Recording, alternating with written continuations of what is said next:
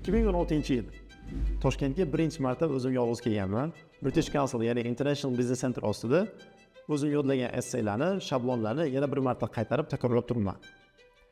Va imtihonimda men yodlagan essaylardan shu mavzuga yaqin bo'lgan mavzular tusharmikan, men tayyorlangan shablonlarni yodlagan task one reportlar menga tusharmikan deb xavotirlanib turibman.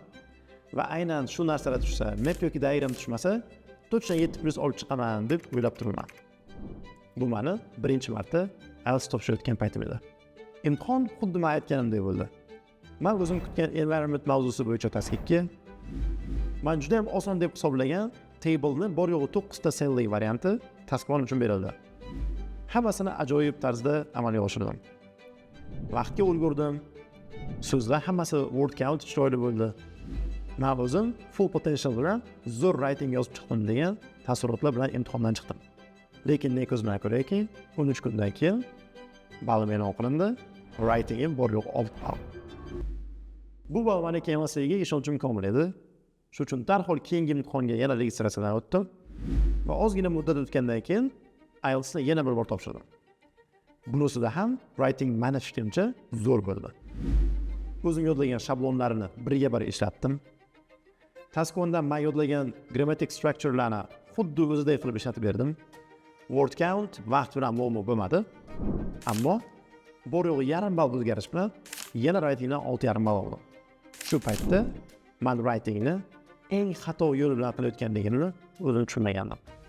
Vaqt o'tishi bilan writingga bu ko'rinishda tayyorlanish, shablonlarni yodlash, samplelarga tayyorgarlik ko'rish va authentic yoza olmaslik meni juda katta xatoim ekanligini tushunib, ancha trial and error, ya'ni urinishlar va xatolar va feedbacklardan keyin 2023-yilda va nihoyat writingda 8 ballni qo'lga kiritdim.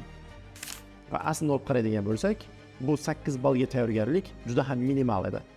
Ya'ni 6-6,5 olgan paytimdagi tayyorgarlikka solishtirganda bu juda ham kam tayyorgarlik hisoblanardi.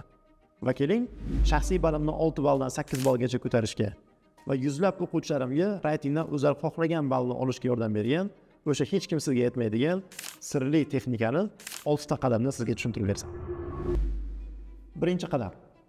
IELTS writing tayyorlanishda birinchi eng katta qo'yiladigan xato qadam shundaki, har xil so'rovlardan material olib, har kimning gapiga quloq tutish. Bilamiz, IELTS bo'yicha Instagram, Telegram, YouTube, Google'da millionlab informatsiyalar bor.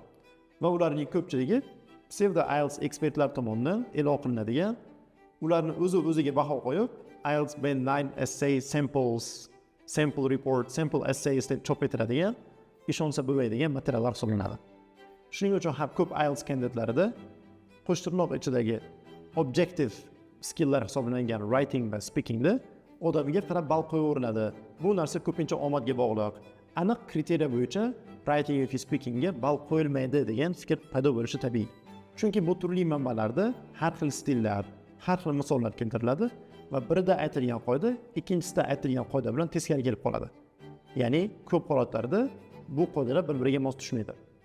Ammo aslida olib qaraydigan bo'lsak, writingda ham, speakingda ham aniq, tiniq, konkret kriteriyalar bor va bu kriteriyalar bilan siz harakat qiladigan bo'lsangiz, 7+ ga chiqish ehtimolingiz 99%.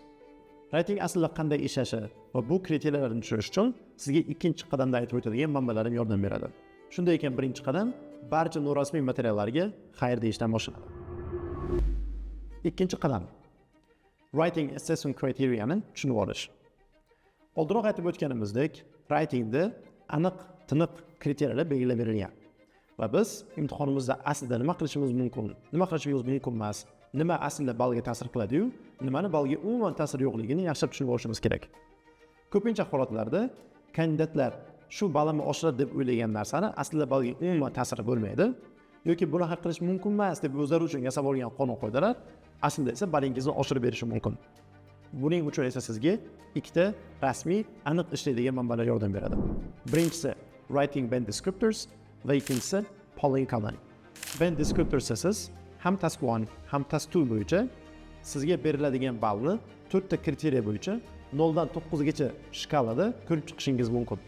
Ya'ni sizning 0 dan 9 gacha olishingiz mumkin bo'lgan har bir kriteriya bo'yicha pointlaringiz birma-bir shu descriptorsda yozib qo'yilgan. Ikkinchi manba Pauling Cullen esa aynan shu pointlarni, aynan shu kriteriyalarni va baldan balga qanday sakrash yoki tushib qolish mumkin ekanligini har bir detallarigacha tushuntirib beradi. Bu manbalarni bepul qo'lga kiritish uchun video ostidagi havlu bo'yicha o'ting. 3-qadam. Samplelarni o'qish. Aynan shu qadam mani writingda ham 6, ham 8 ball olishimga juda ham katta rol o'ynagan deyishim mumkin.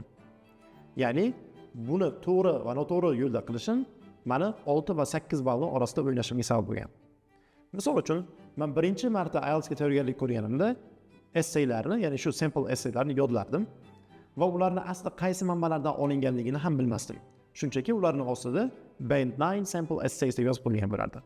Yoki kitob bir nechta Band 9 sample essaylarni yig'ilgan bir formatdagi kitob bo'lardi. Va ularda har xil avtorlarni bir-biridan keskin farq qiluvchi stillarda yozilgan essay yoki reportlar berilgan bo'lardi. Va ularni men shablon sifatida yodlab olardim. Aynan xuddi shunaqa usulda essayimni boshlab, xuddi shunaqa usulda tugataman va grammatik strukturalar va so'zlarni ham o'g'irlab olib ishataman degan xayol bilan shu sample essaylarni so'zma-so'z yodlab chiqardim. Ammo aslini oladigan bo'lsak, shablon yodlash va boshqa birovning stili bo'yicha writing yozish sizni ayniqsa task response and task achievement yoki coherence cohesion kriteriyalar bo'yicha juda ham past ball olishingizga sabab bo'ladi.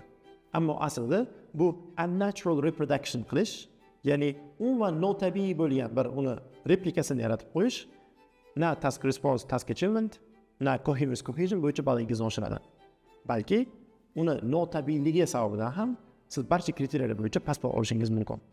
Shunday ekan, o'zingizning darajangizdan ancha-muncha yuqorida bo'lgan essaylar yoki reportlarni mimik qilishga, aynan ularning stilida, aynan ularning so'zlari, grammatik strukturalari bilan yozishga harakat qiling. Bu ko'pincha holatda sizga o'zingizning darajangizdan tashqari bo'lgan unnatural writing style olib keladi. Misol uchun, siz bitta so'zni sinonimi deb o'ylayotgan qanaqadir preface qilingan usul faqatgina shu kontekst uchungina to'g'ri bo'lishi mumkin. Deylik, importantni significant, essential, vital, crucial degan sinonimlari hammasi har xil pozitsiyalarda, har xil kontekstda sinonim bo'la oladi. Doimiy olganda ular bir-biriga sinonim bo'lmasligi mumkin. Yoki shunchaki barchamiz ishlatadigan people so'zini olib qaraydigan bo'lsak. People, humans, individuals, persons ba'zida ishlatiladi. Residents, inhabitants degan ko'rinishda ham synonymize qilinganini ko'pincha holatlarda o'zim uchrataman. Va bular barcha kontekstda bir-biriga sinonim bo'la olmaydi. Faqatgina contextual usage'ini bilgan odamgina bularni naturally ishlatishi mumkin. Shunday ekan, bunday expressionlar yoki grammatik strukturalarni aynan siz ko'rgan sampledagi holatda, aynan shunaqa kontekstdagina o'g'irlab ishlatishingiz mumkin. Boshqa holatlarda shablon yodlash, shablon bo'yicha yozishga harakat qilish yoki boshqa birovning stili bo'yicha essay yoki report yozishga harakat qilish sizning ballingizni oshirmaydi. 4-qadam. IELTSda eng ko'p beriladigan mavzular bo'yicha g'oyalar yig'ish. Ko'pchilikdan eshitamiz, meni ideyam yo'q, nima g'oya yozishni bilmayman, speakingda savollar juda ham qiyin, men u savollarni o'zi hayotda eshitmaganman, ular haqida nima deyish haqida menda no idea deyishadi. Bu tabiiy holat. Chunki O'zbekiston ta'lim tizimida ko'pgina maktablarda bizga yoshligimizdan tanqidiy fikrlash o'rgatilmaydi va IELTSda beriladigan hayvonlar muhofazasidan tortib erta yoki kech turmush qurishning plyus va minuslarigacha bo'lgan barcha mavzularni o'z ichiga oladigan bunaqa turdagi akademik kompleks mavzularni biz odatda hayotda gaplashmaymiz. Shuning uchun 4-qadam speaking part 3 va writing task 2 da beriladigan eng ko'p tushadigan mavzular bo'yicha g'oyalar yig'ishimiz va dunyo qarashimizni shunga yarasha kengaytirishimiz hisoblanadi. IELTS imtihonida ham speaking ham writingda 100% ehtimolli bilan sizga beriladigan mavzular va g'oyalarni o'rganib chiqish uchun sizga asqota degan kitobni video ostidagi havola orqali bepul qo'lga kiritishingiz mumkin. 5-qadam. Task 1 da statistikani tushunish va uni yengil tushuntirib berish, ya'ni osongina yetkazib berish yo'llarini o'rganish. Men o'zim IELTS ga ilk bor tayyorgarlik ko'rganimda va writingdan 6 yoki 6,5 ball olganimda statistikalarni iloji boricha murakkab, qiyin so'zlar bilan, qiyin grammatik strukturalar bilan tushuntirish kerak deb o'ylardim. Aynan shu xato meni unnatural yozishga olib kelgan. Task 1 da ham xuddi task 2 ga o'xshab, sizni yozayotgan ma'lumotlaringiz clearly va oson yetkazib berilishi kerak. Buni coherence cohesionning 9 yoki 8 balli pointlardan ko'rib olishimiz mumkin. Shunday ekan, siz 5-qadam sifatida statistikalarni to'g'ri tushunishni va uni to'g'ri va oson usulda yetkazib berishni practice qilishingiz kerak. Bu yo'lda sizga yordam berishi mumkin bo'lgan sinalgan usullardan biri statistikani oldin ona tilingizda tushunib olib, uni kimgadir o'zbek tilida tushuntirib berish. Agar siz shu statistikani to'g'ri subject, to'g'ri verb, ya'ni ega kesimni adashtirmagan holatda butun boshli statistikani tushunarli qilib o'sha odamga yetkazib berayotgan bo'lsangiz, demak, task on reportni yozishingiz ham ancha osonlashadi. Buning uchun esa bizda juda ham ko'p vocabulary kerak bo'lishini esdan chiqarmang. Chunki task 1 bu vocabulary test. Eng so'nggi 6-qadam esa grammatikada xatolarga yo'l qo'ymaslik. Band descriptorsni ochib qaraydigan bo'lsak, grammatika bo'yicha bizdan murakkab strukturalarni ishlatish talab qilinmaydi. Shunchaki biz range of grammatical structures, ya'ni turli xildagi grammatikalarni xatolarsiz to'g'ri yetkazib berishimiz kerak. Shunday ekan, siz qiyin grammatik strukturalarni qayerdandir o'rganib, uni kontekstga tushadimi, yo'qmi, notabiiy usulda ishlatganingizdan ko'ra, o'zingiz bilgan oddiy grammatik strukturalarni xatosiz ishlatib berganingiz sizga ko'proq balo olib keladi. We actually need to get back to basics, not to proceed further.